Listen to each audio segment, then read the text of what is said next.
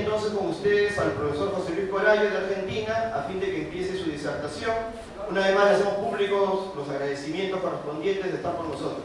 Muchas gracias, José Luis. Un aplauso, por favor.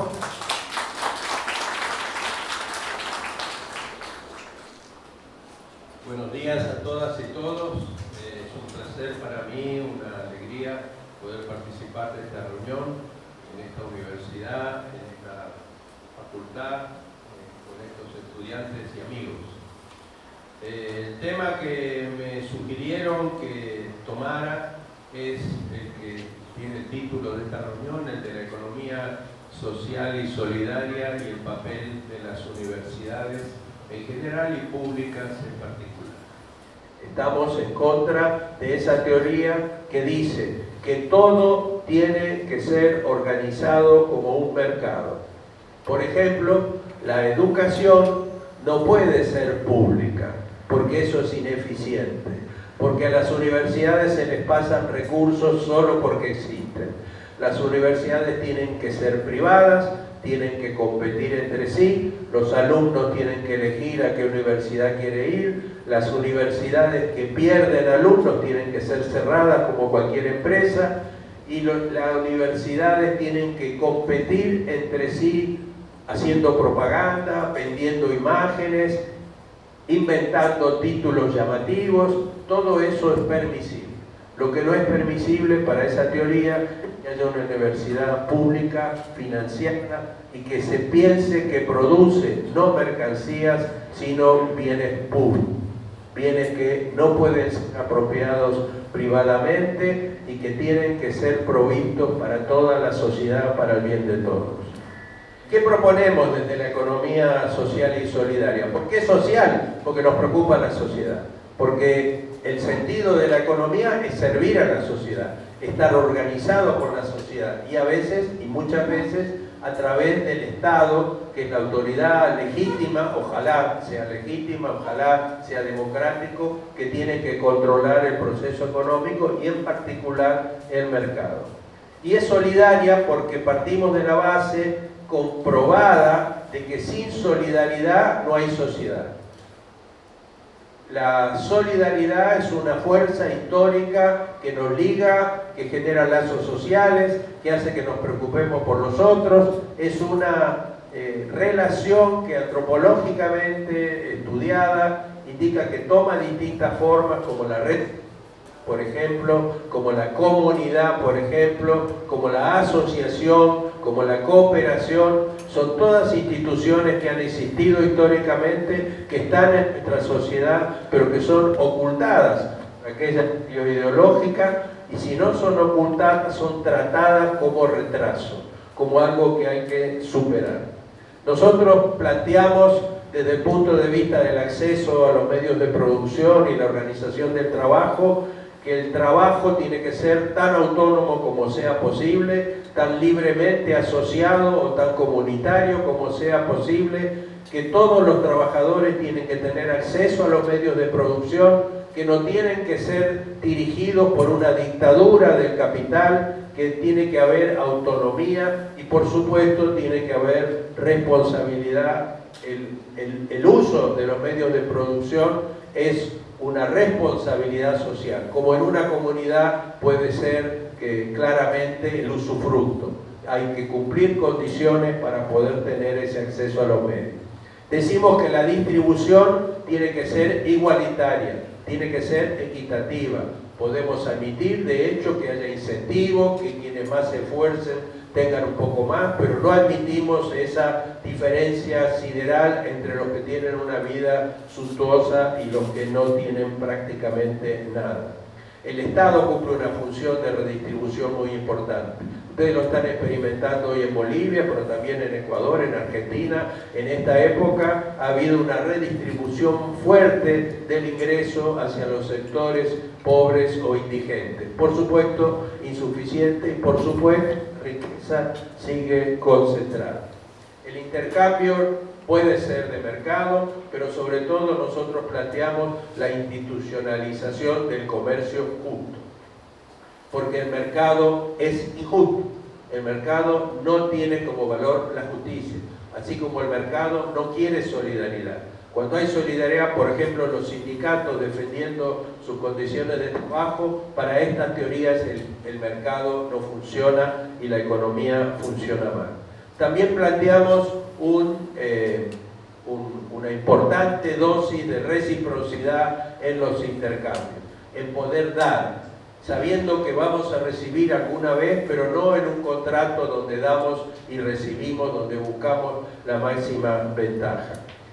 La otra condición que le ponemos a la economía es que el consumo sea responsable, que no haya un consumo, el consumo sin límites, que respetemos, que sigamos los deseos infinitos que impone el capital. Nunca estamos satisfechos. Si la velocidad tiene que ver con la satisfacción, el capitalismo nos condena a estar siempre infelices. Nunca nos alcanza lo que tenemos. Siempre nos va a ofrecer algo que nos va a tentar. El Foro Social Mundial planteó que otro mundo es posible. Y esto implica que otra economía es posible. No voy a extenderme más en esto porque el tiempo no me lo permite, pero me voy a referir al tema de la universidad. La universidad es una institución. Cuando entramos a la universidad está pautado nuestro comportamiento como profesores, como alumnos, sabemos lo que tenemos que hacer, o por lo menos lo que debemos hacer, estamos institucionalizados por esa institución que llamamos universidad. La universidad tiene una responsabilidad de producir y distribuir y dar acceso al conocimiento racional, científico. La universidad es parte de un proyecto de la modernidad, de la ciencia puesta como único conocimiento válido. Se ha negado en general a reconocer la pluralidad de modos de conocimiento. Hoy está presionada para reconocer esto, pero en general no es lo que ha hecho. La universidad se ha convertido en una especie de castillo separado de la sociedad y de la realidad del mundo humano. Y ha estado con el neoliberalismo traccionada hacia una relación que se llama con la sociedad y que es en realidad una relación con los grandes negocios. Se ha puesto a las universidades bajo la presión de que tienen que conseguir recursos. ¿Y quiénes tienen recursos para financiar la investigación, programas, carreras? Las grandes corporaciones. También el Estado, pero a veces el Estado representa a las grandes corporaciones. Entonces la formación de los profesionales está muy marcada por ese papel que se le ha querido dar a la universidad de servir a la acumulación de capital. Lo más lamentable de todo es que hoy, si recorremos las universidades de América Latina y vamos a las facultades donde se enseña economía, se enseña esa economía que he estado criticando. Se la enseña, como digo, desfachatadamente, como si fuera la verdad.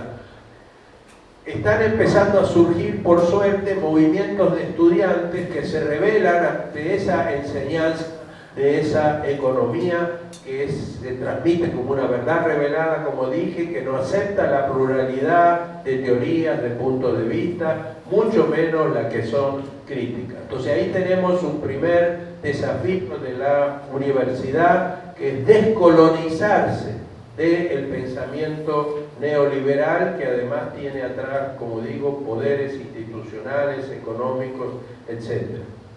A veces se piensa que esto se resuelve con un curso de economía social solidaria, con una carrera de economía social solidaria.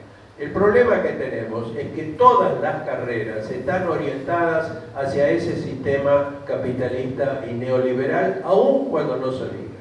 A un ingeniero agrónomo se lo prepara para el agrobusiness, no para trabajar con la agricultura familiar. Si depende de ese ingeniero y de su moral que cambie y se oriente hacia la pequeña agricultura familiar. En todo lo que digo puede haber excepciones, por supuesto, pero yo les digo que por mi conocimiento es lo más generalizado. Además, la universidad viene creando carreras cada vez más especializadas, cada vez menos capaces los profesionales de entender la totalidad, cada vez más alienados para resolver ese tipo de problemas. Y esto es un gran problema porque la realidad es compleja, porque la realidad no es disciplinaria, la realidad tiene muchos procesos que se articulan entre sí, y entonces nuestros profesionales están cada vez más imposibilitados de entender esa totalidad, salvo que hagan grupos de estudio o busquen por su cuenta esto. Esto es resultado de la modernidad, de un proyecto positivista de conocimiento que cada vez va especializando más para entender aspectos de esa realidad. Ya, entonces ya termino. Estas cuestiones que le estoy planteando implican la necesidad de revolucionar la universidad. Una economía social y solidaria necesita otra escuela, necesita otros colegios, necesita otra universidad, necesita otra relación con el conocimiento. Esto, en todas las universidades hay docentes, hay alumnos que tienen un proyecto de cambio de la universidad.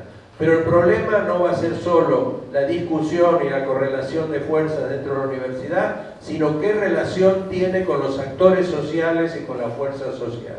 Primer paso entonces para revolucionar la universidad y que se vincule de otra manera con la sociedad.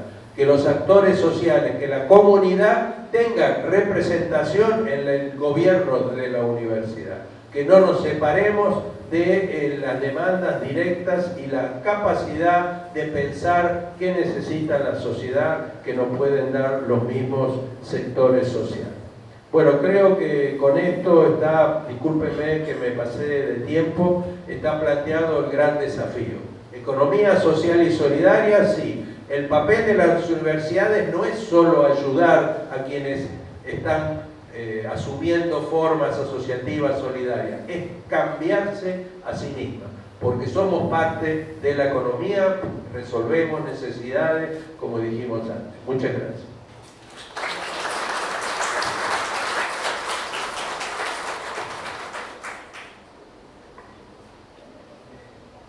Quería que me permitan agradecer públicamente a Ivonne Fara. Ella está viniendo de Haití y está bastante recargada de labores, ella fue clara con nosotros. Más bien, muchas gracias. Un aplauso, por favor, para la profesora Fara.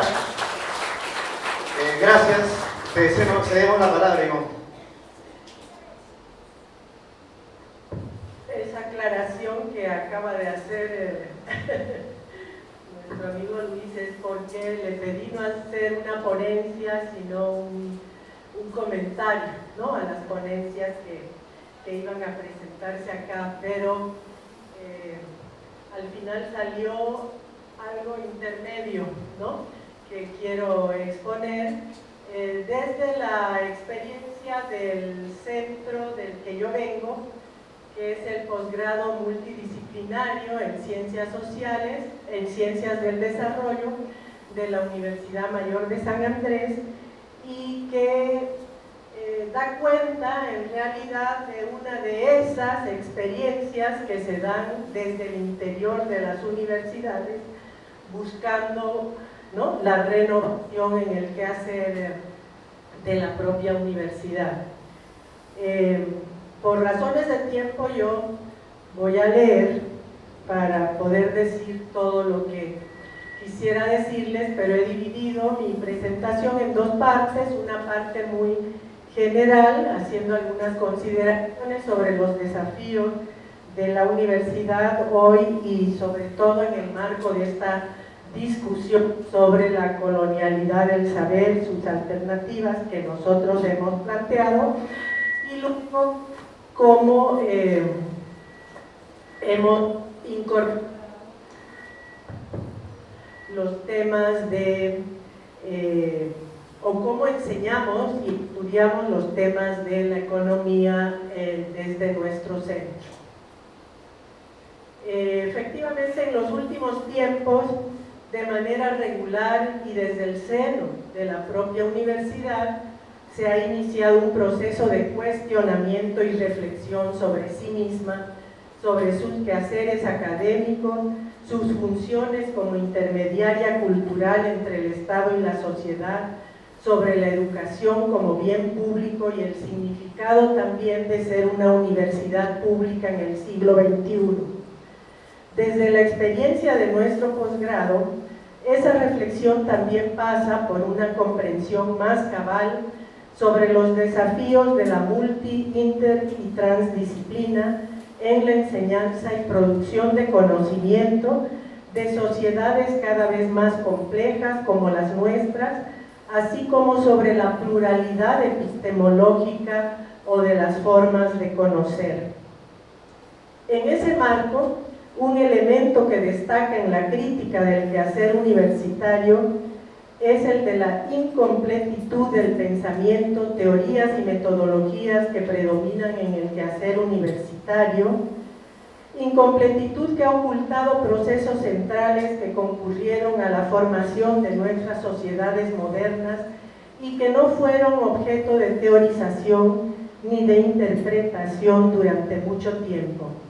De allí lo que Boaventura llama el carácter abismal del pensamiento predominante, que significa en sus términos fundarse en distinciones visibilizadas y otras invisibilizadas de la realidad, donde las invisibles sustentan las visibles, pero desaparecen como realidad y se convierten en ausencias en términos de formas de existencia relevantes, por encontrarse más allá del universo de lo que la concepción aceptada de inclusión considera como su otro.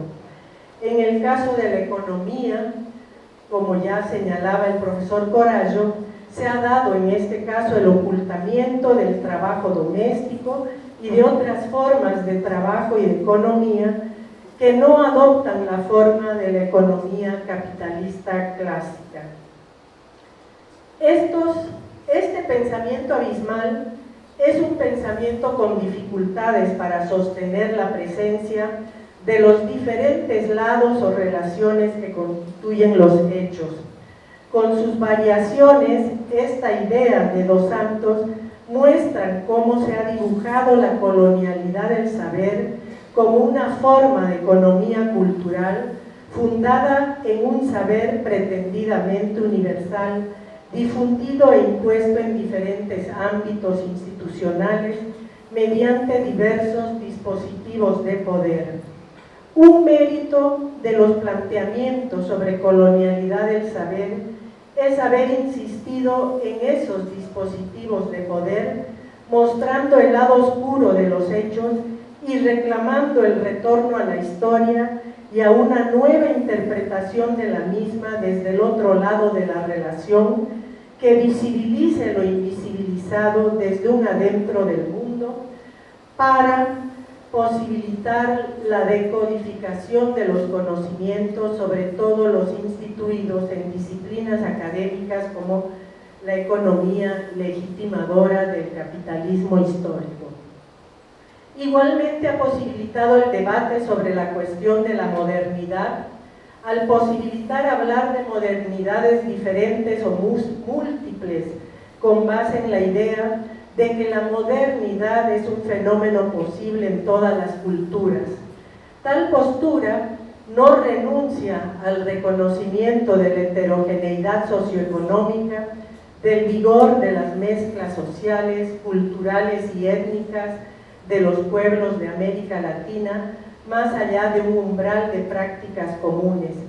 Sobre todo la mezcla estaría asociada a la especificidad moderna de América Latina, a su carácter de sociedad abigarrada, que hoy justamente constituyen su potencial de transformación en varios de los ciclos políticos que estamos viviendo.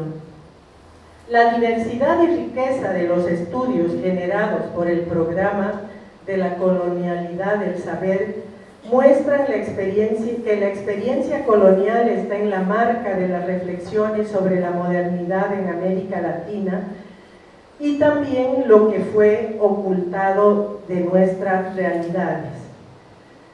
Sin embargo, esta visión a mí me invita a hacer algunas consideraciones. De una parte, que la interpretación y el conocimiento producidos alrededor del mundo han ido mucho más lejos del conocimiento que se critica desde estos estudios de la colonialidad.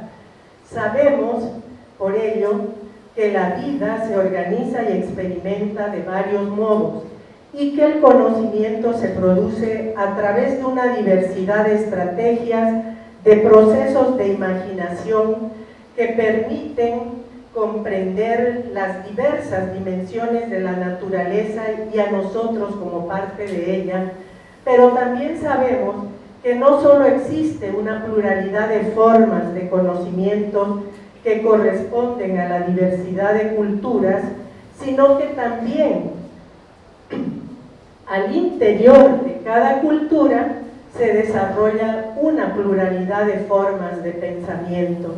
En ese sentido, las pretensiones de verdad que se esgrimen en cualquier cultura acaban siendo una forma de desconocimiento de la diversidad constitutiva de su forma de vida, que puede convertirse en un acto represivo que desconoce el despliegue de una pluralidad de pensar en los más diversos ámbitos. Esto son ideas de un colega de nuestro centro, Luis Tapia.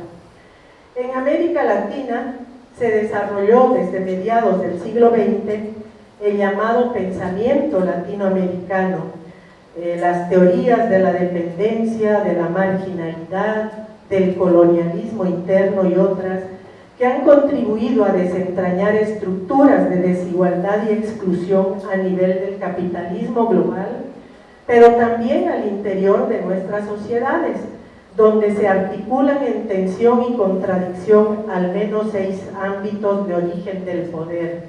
No es desconocido tampoco, ¿no?, para nosotros, que ese lugar desde donde se construyó el pensamiento que ha sido dominante ha producido también una epistemología alternativa con base en una autocrítica sobre el propio Occidente y sobre la modernidad capitalista. Y esa crítica tiene expresiones de larga data en los socialistas utópicos hasta Marx y más contemporáneos en el neomarxismo, feminismo, ambientalismo, la actualización del humanismo, el multiculturalismo y otras corrientes innovadoras del pensamiento que muestran que no hay un único modo de pensar y conocer en las regiones del mundo. Los importantes aportes de los teóricos de la colonialidad del saber también se han nutrido de ese pensamiento crítico europeo en su crítica de la colonialidad, incorporando numerosos autores, además de latinoamericanos, asiáticos y africanos, como referencias para construir los argumentos de su crítica al conocimiento dominante. Si bien resulta útil preguntarse por el lugar desde donde se piensa, es necesario preguntarse al mismo tiempo por las condiciones que posibilitan el dominio que ejerce una forma de conocimiento que niega o inferioriza otras experiencias, conocimientos, creencias y formas de pensar, y preguntarse por las razones y condiciones que hacen posible su persistencia dada su incompletitud y por la crítica a la realidad. En nuestro criterio, por lo tanto, el desafío es la construcción de una epistemología plural o la tarea de incorporar los diferentes cuerpos de conocimientos complementarios a las ciencias que incluyen las creencias, las teologías, entre otros. Esta necesidad, requisito para poder aprender la diversidad del mundo y remontar el carácter abismal del pensamiento dominante, es tanto más perentoria porque el tiempo de hoy es un tiempo de reconocimiento de la diversidad cultural, lleno de tensiones, intereses, conflictos y también situaciones heterogéneas que favorecen esa posibilidad. Se trata de lo que Boaventura llama la ecología de saberes. Pero también Boaventura nos plantea que un componente fundamental hacia esa ecología de saberes tiene que ver con la relación entre conocimiento e intervención en la realidad.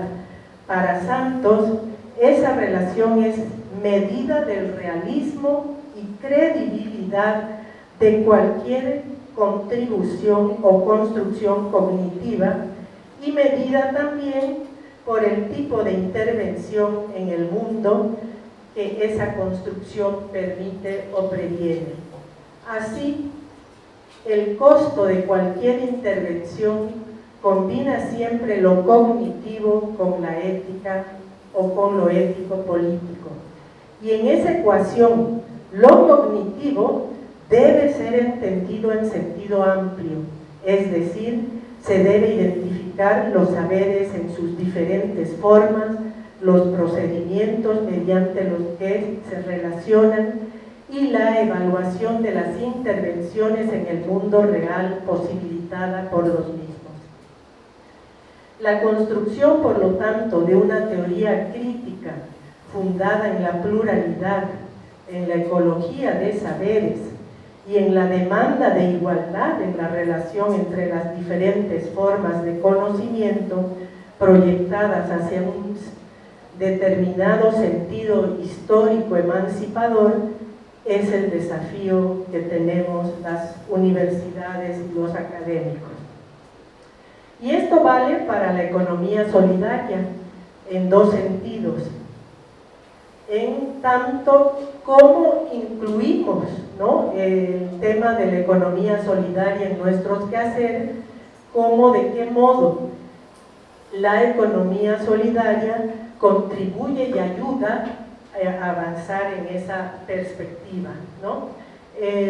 Aquí quiero terminar solamente señalando un par de ideas que hemos venido desarrollando en el CIDES en esa perspectiva, ¿no? Es poco el tiempo todavía que tenemos en la reflexión sobre economía solidaria y comunitaria nombrada específicamente de ese modo, pero esta economía social y solidaria en realidad forma parte de un trabajo que ya tiene tiempo en la institución y que ha girado alrededor del carácter plural de la economía boliviana, de las estructuras heterogéneas en los mundos del trabajo y de la complejidad que deriva de estas circunstancias para analizar los modelos de desarrollo y pensar las articulaciones de las políticas públicas, sociales y económicas.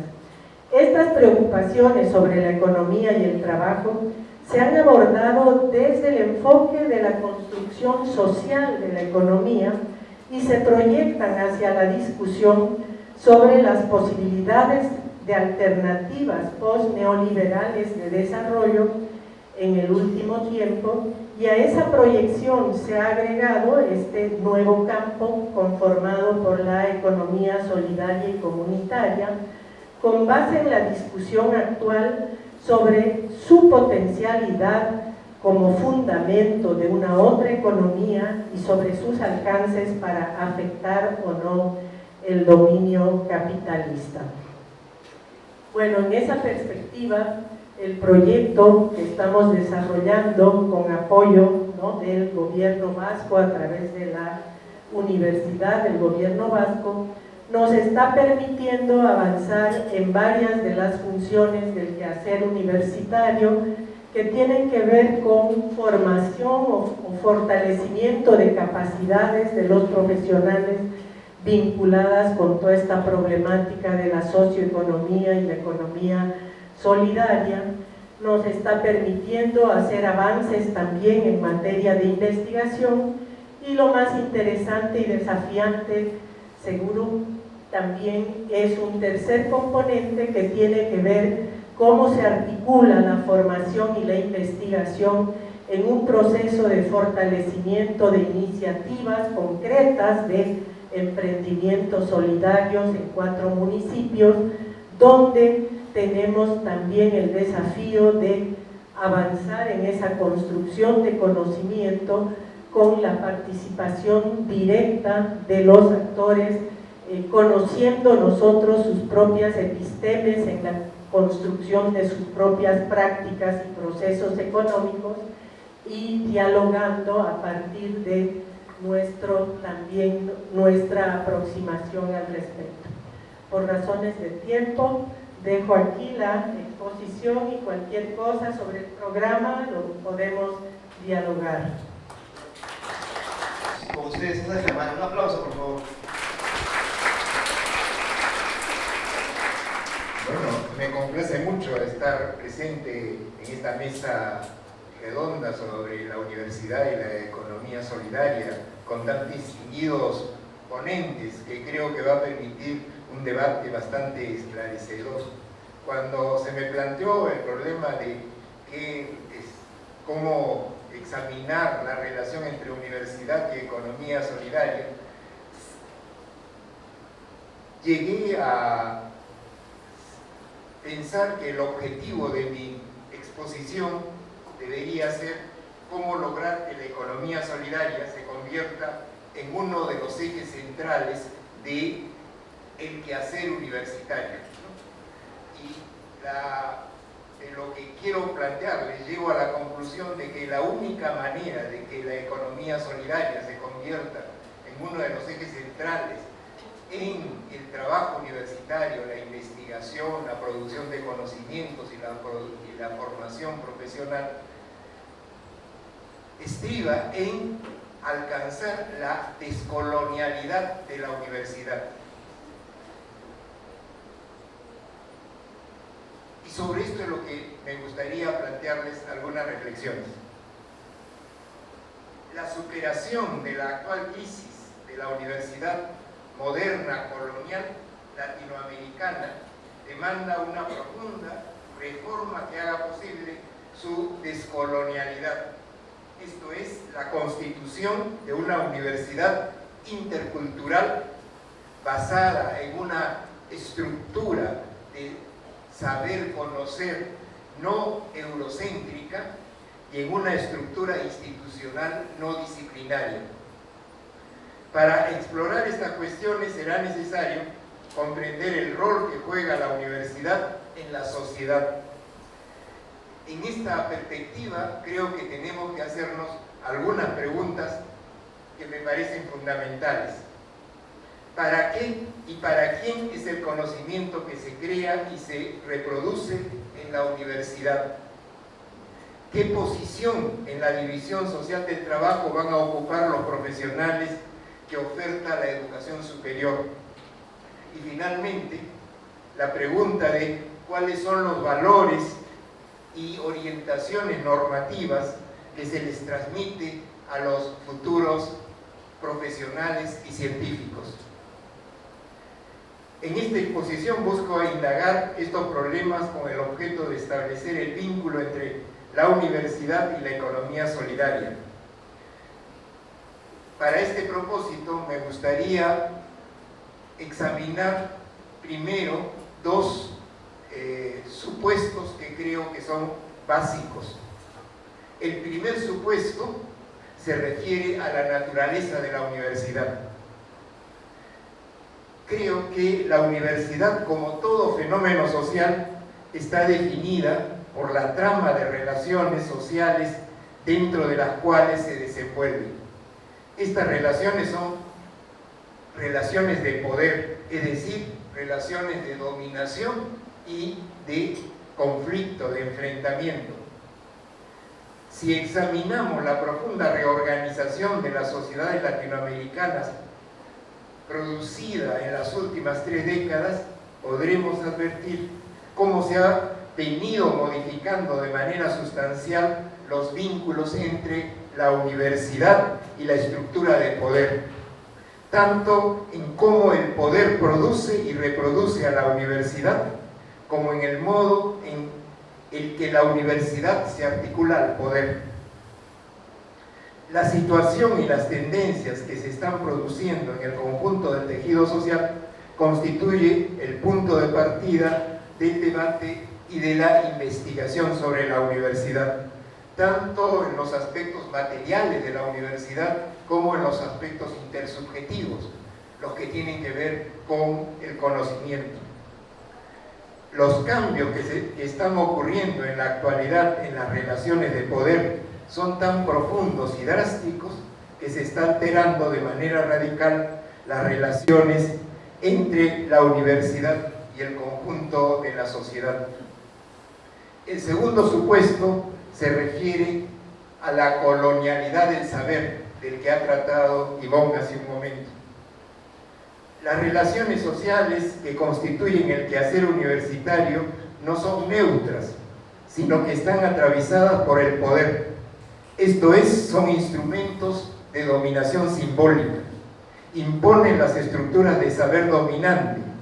Estas estructuras del saber no son universales, esto es, válidas para todo tiempo y lugar, sino que por el contrario, son muy diversas, donde cada tipo específico corresponde a las condiciones históricas y sociales que las han producido. Cada sistema histórico construye las categorías básicas que le permite ordenar un saber propio que posibilita que los seres humanos se relacionen con otros seres humanos y con el mundo que los rodea, dándole sentido a sus acciones.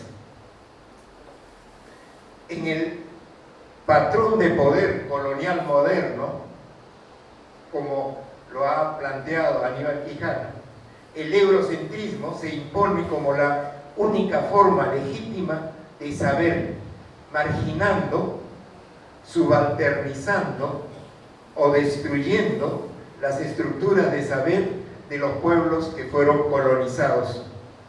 Los saberes que durante milenios habían desarrollado esos pueblos y que habían servido de fundamento a sus específicas formas de existencia social son violentamente relegados y reprimidos hasta el extremo de que sus propios portadores buscan desprenderse de ellos porque también los consideran inferiores. A partir de estas dos ideas, ¿no?, de la naturaleza de la universidad y de la colonialidad eurocéntrica del saber, me gustaría señalar brevemente el significado de la universidad moderna colonial. Desde sus orígenes, la universidad en América Latina ha tenido como su naturaleza básica la colonialidad. Se trataba de una universidad colonial, no solamente porque fue impuesta administrativamente por el poder colonial, sino fundamentalmente porque su función principal fue la de formar a los responsables de imponer a la población conquistada una perspectiva de conocer saber que era considerada como la única socialmente legítima y de destruir, reprimir y marginar las que estos pueblos poseían. Por eso me parece absurdo que en el patio central de la universidad, frente al rectorado, esté la estatua del fundador de San Marcos, Tomás de San Martín, ¿no?, que inició esta función de colonización del imaginario y de la represión de los saberes de los pueblos originarios de esta parte del mundo. La Universidad Republicana no modificó la colonialidad de la institución, más bien la consolidó. Su principal función fue la de educar a las élites destinadas a gobernar. Sus profesores y alumnos se reclutaban tanto dentro de la oligarquía dominante. Se trataba de una universidad elitista, pues excluía de ella a las capas medias y a las clases populares, y una ideología aristocratizante y señorial orientaba sus estudios, ya que la ciencia y la técnica como actividades autónomas no habían logrado imponerse en el trabajo académico. Con las luchas del movimiento de la reforma universitaria que se inició en Córdoba en 1918, se fue constituyendo en América Latina con diferentes ritmos y modalidades la universidad moderna colonial. Tres características principales definieron este modelo de universidad, que es el que conocemos como universidad, como la nuestra, por ejemplo. Primero, la imposición de estructuras de saber eurocéntricas, como perspectivas hegemónicas de producir conocimientos. En segundo lugar, la institucionalización de esa forma de saber en una organización disciplinaria, ¿no? Por eso en nuestra facultad tenemos 6 disciplinas, cada una de estas disciplinas con su objeto de estudio propio y su método para llevar adelante la investigación de ese objeto. Y finalmente, en tercer lugar, el posicionamiento de las funciones de formación profesional de la mano de obra calificada y de la investigación para el capitalismo periférico y la administración pública. Esta universidad colonial moderna va a entrar en crisis hacia fines de los años 60 e inicio de los años 70. Esta crisis hacía parte de la erosión del patrón del poder moderno colonial que había dominado el planeta en los últimos 500 años. El mundo de las relaciones intersubjetivas se estaba reorganizando profundamente, en particular las estructuras de saber, conocer y las instituciones que las producen y las reproducen, entre ellas la universidad. Tres crisis plantean la necesidad de transformar la universidad y lograr su descolonialidad. La primera es la crisis de las estructuras de saber eurocéntricas. Y esta crisis se puede encontrar, se puede referir a los desafíos que se le presentan a la universidad colonial moderna. Dentro del propio desarrollo del conocimiento en los países del centro, se va a desarrollar la epistemología de la complejidad y del caos, que pone en cuestión la visión, la epistemología cartesiana de la simplificación que había dominado el saber eurocéntrico. Este cuestionamiento también tiene que ver con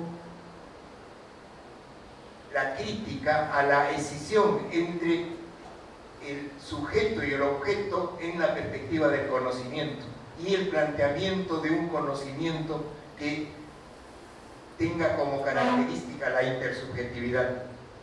Y lo que creo que es más importante en el cuestionamiento a la universidad colonial moderna es la emergencia de los saberes de los pueblos que habían sido colonizados y subalternizados. Quizá este sea uno de los elementos más significativos que está presente en los movimientos de los pueblos originarios, cuyo punto de partida podría ser 1994 con la insurrección de los zapatistas en Chiapas. La segunda crisis de la universidad moderna colonial, ¿no? La primera crisis tiene que ver con las estructuras del saber eurocéntrica. La segunda crisis se refiere a la inviabilidad de las estructuras disciplinarias en la universidad. Estas estructuras disciplinarias, ¿no? Que separan, en nuestro caso, por ejemplo, las diversas disciplinas, la economía, la sociología, la antropología, la historia, ¿no? Y las ciencias naturales, ¿no? Por otro lado, da cuenta de la incapacidad administrativa institucional para establecer una visión de conjunto de la realidad social y natural. La tercera crisis tiene que ver con la legitimidad de la universidad moderna colonial. No existe un consenso en la sociedad que reconozca el papel central de la universidad en la producción y reproducción del conocimiento socialmente legítimo. La desconfianza se da en dos frentes. Por un lado, las nuevas exigencias del capitalismo del periodo actual, caracterizado por la necesidad de mercantilizar los conocimientos como una forma de valorizar el capital, para lo cual se busca redefinir las funciones de la universidad. Pero el recelo frente a la universidad también proviene de la población que la universidad históricamente ha marginado. Los saberes de los pueblos colonizados fueron reprimidos y excluidos por la universidad, que los consideraba ilegítimos, pues no se ajustaban al canon eurocéntrico. En consecuencia, ni los intereses de los grupos dominantes ni los de los dominados se sienten representados por la universidad. En esta insatisfacción frente al rol que cumple la universidad en la sociedad se encuentra el estímulo para buscar una reforma de la universidad actual.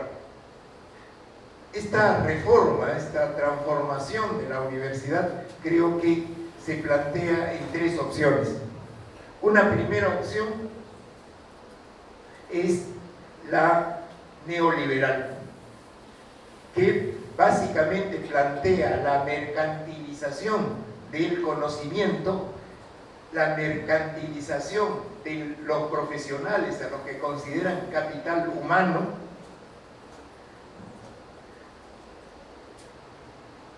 esta universidad en donde, como está ocurriendo aquí en el país, se convierte en una empresa y por lo tanto la educación en un mercado, y en donde el que tiene los recursos, la demanda solvente, como dicen los economistas, podrán acceder a ese tipo de educación. Una segunda opción es la que puede denominarse neodesarrollista, que se propone algo así como una segunda reforma universitaria. Esta es la perspectiva tecnocrática, que creo que en América Latina el punto de referencia más avanzado es el de Ecuador. En Ecuador se está produciendo una verdadera revolución tecnocrática, en el sentido de que se busca establecer criterios de evaluación para las universidades ecuatorianas como con los criterios de evaluación de las universidades norteamericanas y europeas, y se importan profesores españoles o estadounidenses para mejorar la calidad académica. Quizá la expresión más clara de esta visión tecnocrática, eurocéntrica para la modernización de la universidad sea el cierre de la Universidad Amauta Iguasi, ¿no? La Universidad de los Pueblos y Nacionalidades Indígenas del Ecuador, porque no corresponde evidentemente a los parámetros de una universidad eurocéntrica.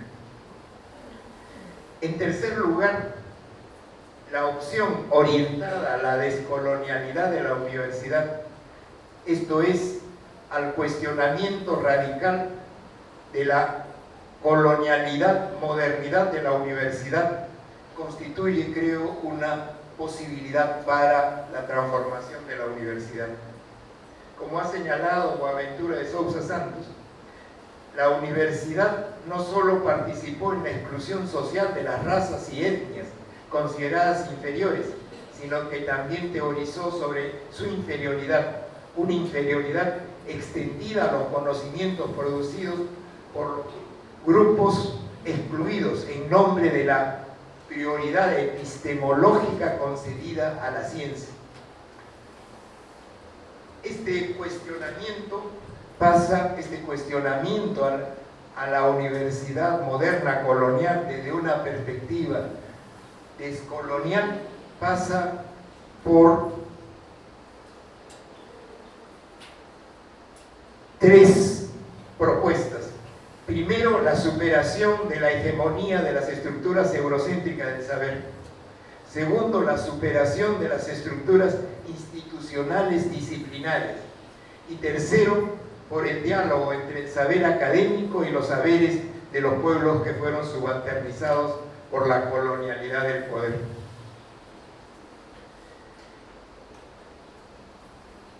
La incorporación de la problemática de la economía solidaria creo que será causa y consecuencia de una posible descolonialidad de la universidad. Con la descolonialidad de la universidad será posible, de un lado, investigar y producir nuevos conocimientos a partir de las experiencias de las diversas formas de trabajo de la economía solidaria.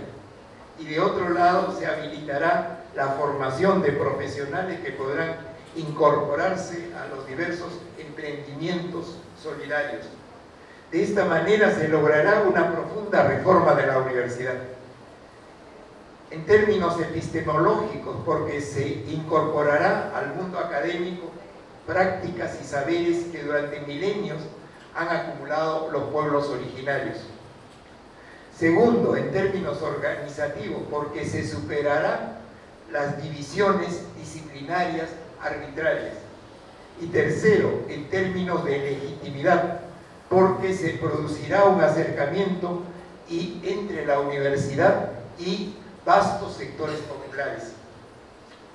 En conclusión, la descolonialidad de la universidad hace parte importante del proyecto de descolonialidad del patrón de poder moderno colonial.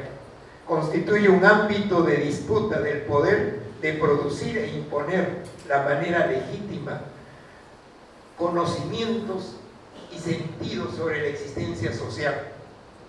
Como todas las relaciones de poder, también en el mundo de las relaciones intersubjetivas se producen resistencias. Dependerá de las fuerzas sociales que luchan por un sistema histórico más democrático e igualitario, lograr el cuestionamiento de la hegemonía de las estructuras de saber eurocéntrico y de las instituciones en donde se produce y reproduce, como la universidad. Esta es una apuesta por lograr una perspectiva de conocimiento que haga posible saberes que sean a la vez verdaderos, buenos y bellos. Este es un desafío que creo que es importante para trabajar en la reforma de la universidad. Y finalmente quisiera señalar que precisamente en esta perspectiva hemos creado en la facultad el Seminario de Economía Social, Solidaria y Popular. Es una iniciativa muy restringida y pequeña dentro del conjunto de la universidad, pero creo que en una época de profundas transformaciones, en una época de transición como la que estamos viviendo, pequeñas iniciativas como la que nos hemos propuesto pueden tener grandes consecuencias. Y esperamos que a partir de este seminario de economía social, solidaria y popular se pueda ir de alguna forma avanzando en la tarea de lograr la descolonialidad de nuestra universidad. Muchas gracias.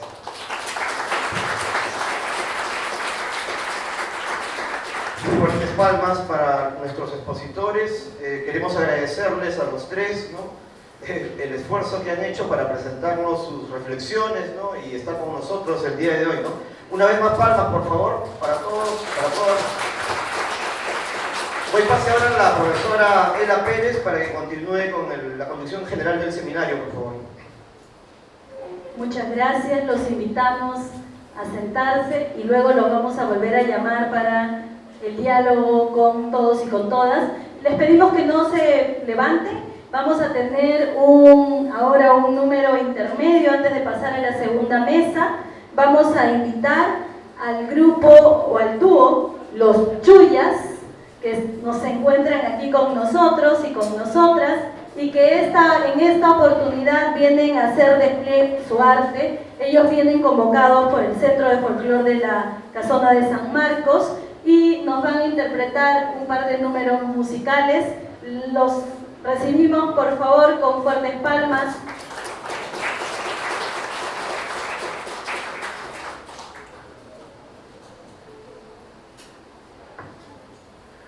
Buenos días. Para nosotros es un gusto estar con hermanos peruanos, y no solamente peruanos, sino también de diversas partes del mundo. Queríamos saber cuántos bolivianos hay aquí el día de hoy. Levanten la mano, por favor. Bolivia. Bolivia, arriba, arriba, arriba. Qué gusto, bienvenidos. Levanten la mano cuántos ecuatorianos tenemos por acá el día de hoy. Ecuador, por favor, las manos arriba. Ahí está, qué bien, qué gusto. Para nosotros como músicos peruanos, argentinos, de Sudamérica, Centroamérica. ¿De qué parte de Centroamérica? Nicaragua. ¿Qué más? ¿Quién más tenemos por acá? Guanta. ¿Y extranjeros? ¿Hay arequipeños o no? País Vasco. Bueno, esto para nosotros como músicos es una sensación enorme, porque compartir con hermanos de otros países no es todos los días. Así que quiero pedir un aplauso para ustedes mismos, por favor. Gracias por estar aquí.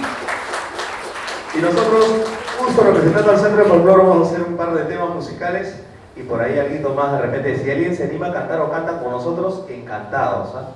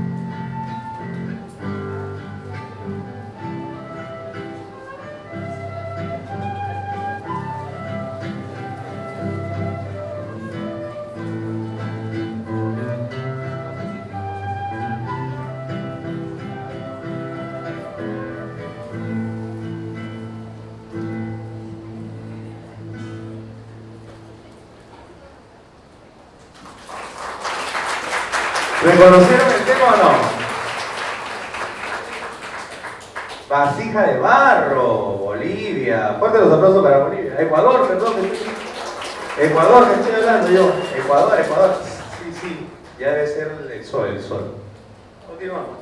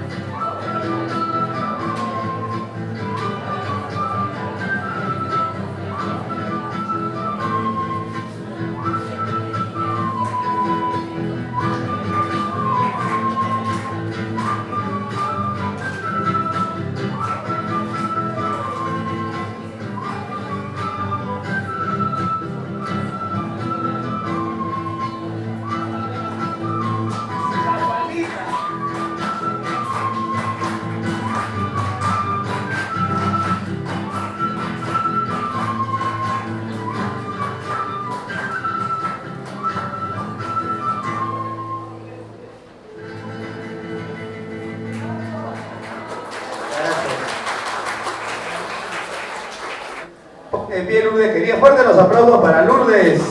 ¡Feliz cumpleaños! Juanca. Ay, ay, ay. ¿Qué le hacemos? Aparte de darle besos y abrazos, tenemos que dedicar una canción más, ¿sí o no? Nos ayudan a cantar, ¿ah?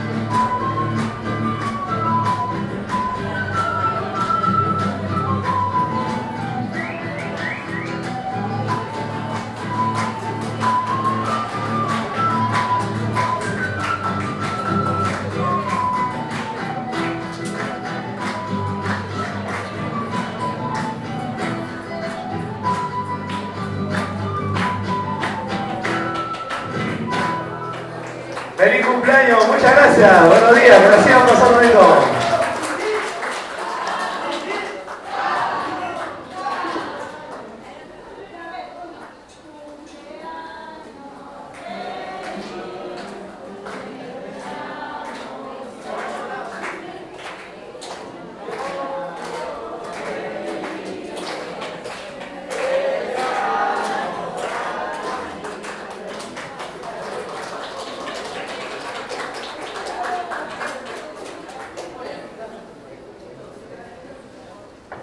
Muy bien, muchas gracias. Que nos invite la torta. Tres hurras por la cumpleañera. Dije.